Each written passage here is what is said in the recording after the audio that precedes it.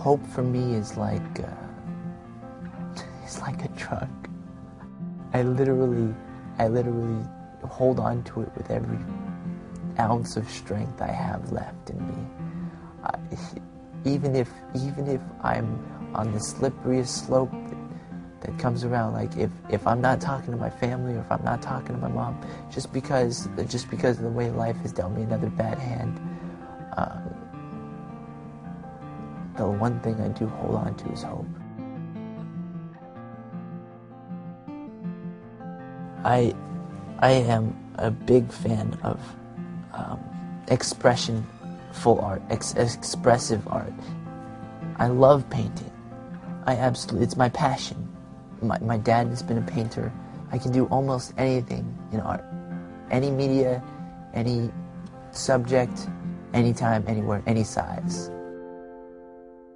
My eye condition is called ocular cutaneous albinism. It's an albinism, an albino gene that affects my eyes. And how I feel about it, well, I try not to let it be a crutch. Sometimes it has. To get the help I need in some kind of way, yeah, it has. I'm on a very fine line where I can see sometimes, like I wouldn't say selective sight, but it's definitely, it's a fine line where I'm legally blind, but I can see. I get into situations where my judge of character might not be as good as somebody else's. I might not see their intentions or see what they're up to as well as someone else might. You might be more cautious than me. I might be more willing to, even though I've seen so much strife in my life, I'm still so trusting. I'll let anybody just, hey, what's going on? How you doing? Just because open heart. It started a long time ago. Family troubles. It started, there's roots. And a lot of it starts in the family. That's where you get it. Well, that's where I got it. Where my dad would abuse me in some kind of way. He'd abuse alcohol and then abuse me, or my brother, and then we go into foster care. So they took care of us, and that was like not the greatest environment either. Throughout my childhood, my mom was there one time, and then my dad wasn't there. Or my dad was there, and my mom wasn't there. And then as I've gotten my teen years, I was with my mom, where she had a mental breakdown, and she couldn't work, wasn't able to pay rent. She was working as much as she could. I ended up in the streets, basically. Any given day, today or then, I could see 10 to 15 homeless youth, families, people that are just, it's so sad. That's what I was dealing with at 16. Like, whoa, that's a lot to deal with. My depression didn't just like come overnight. It rolled in like a fog, and it doesn't leave that easily either. It started because of being visually handicapped and homeless and seeing other people who are in your situation. It leads to those things. It leads to being down and out or looking for some kind of escape, which leads to more fogginess. Alcohol or drugs can lead to that, even further falling deeper into that, to that negative area. It feels like a cancer that you just can't get rid of, a cold you can't shake. You can't shake it off. Like you're cold down to the core. No warm feelings, no hope. It's usually just like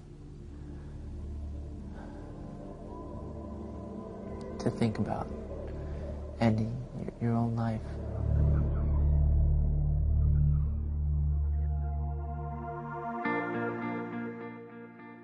What helped me the most with depression, when I was depressed, was having somebody to talk to, and getting like mental help, getting the mental help that I needed for it. It was to have a therapist to talk to have somebody who's there for you. It changes you, it changes the perspective. To have a team that's there fighting for you.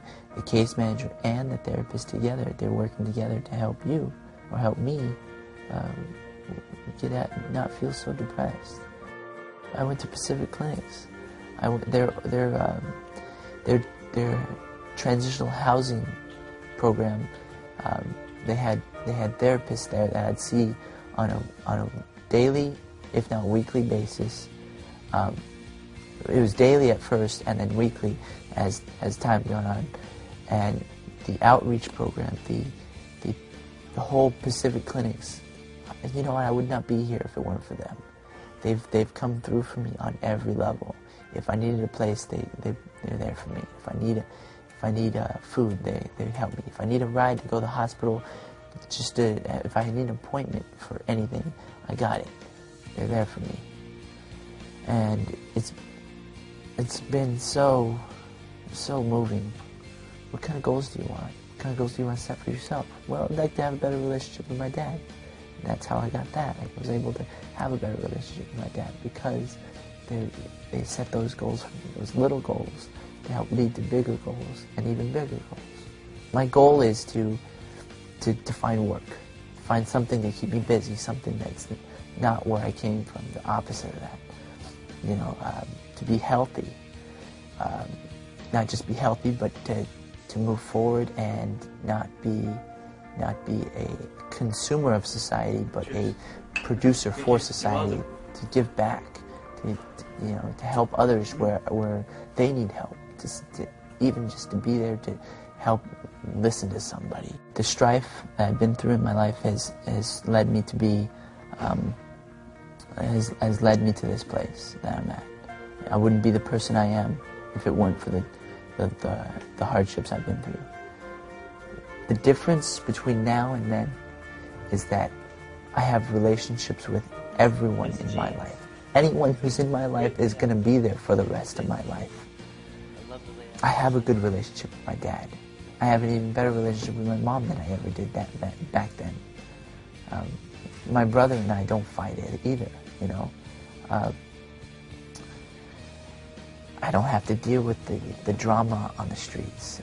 I had a pair of jeans that I was wearing for a long time, and the painting that I did is those jeans. When I stopped being homeless or houseless, I took off those jeans and I wanted to make something of it. I put them aside. I was like, you know what? Those are a big part of my life, and I'm over that now. And I kind of cut them up on purpose. I was kind of angry at them at the time I was working with them, so I kind of ripped them open a little more, knowing that I'll never put them on again like that. You know, I'll never be homeless again. Once I laid it down, that was the foundation. It was like, you know, Pasadena City Hall should go right on top of them. It was kind of like, just by doing that, I was living right next to Pasadena City Hall. That's how that came to be. The jeans were there, the City Hall was there. Put your hands together, you know. That's how I got that painting. It's anyone out there who's looking for help, just have hope, be patient. The universe will give you whatever you think about most. The universe always gives you what you think about most. So if you think about having a happy life with positive people in it, that's what you'll get. If you think about negative stuff, that's what you'll get. So think about everything positive. Think about what you really want to think about.